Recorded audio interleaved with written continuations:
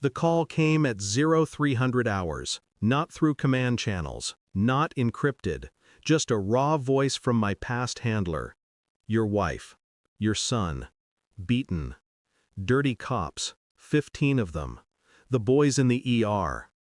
Silence swelled inside my skull. The desert around me felt smaller, tighter.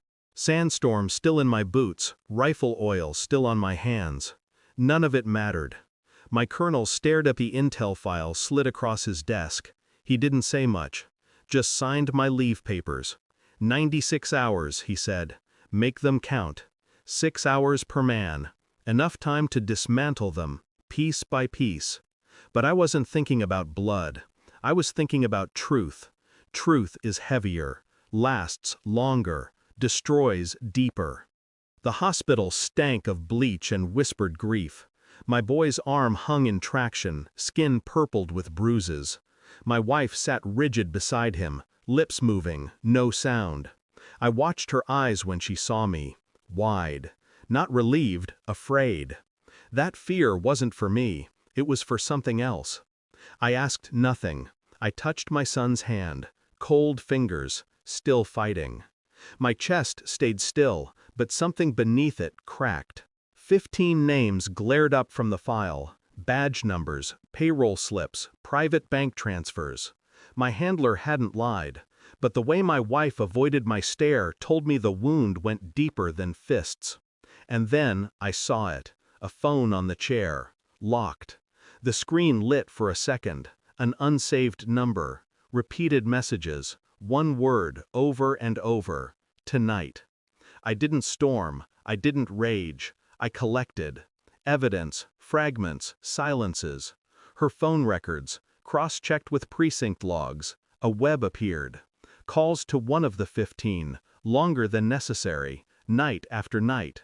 Her car mileage, off by hundreds. GPS tracker I slipped under the chassis before deployment still pinged coordinates. Motel on the outskirts, twice a week. I replayed her voice in my head. The tremble, the absence of words. That wasn't grief. That was exposure. I dug deeper. Bank transfers from anonymous accounts tied to 2 of the officers. Money that flowed into her account in neat, careful sums. Not bribes, payments, for silence.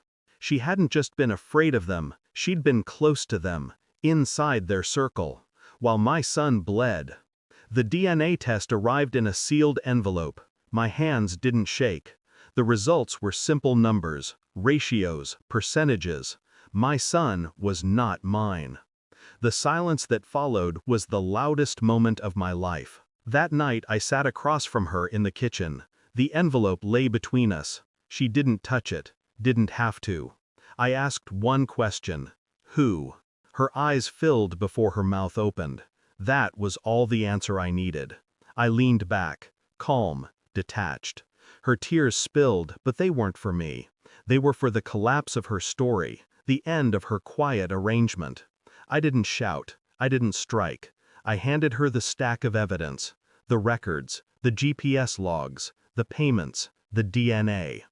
Then I placed my phone on the table, pressed play. A recording of my colonel's voice, make them count. Her face shattered. She thought the cops were my targets.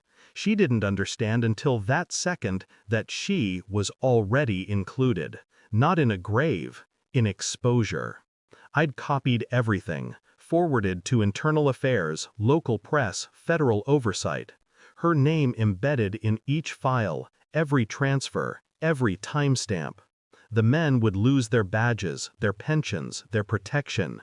And she would lose the story she lived behind, all with my silence. By dawn, I was already gone. My son, her son, would recover in a different state under her family's care. I didn't stay to explain. The war inside me cooled.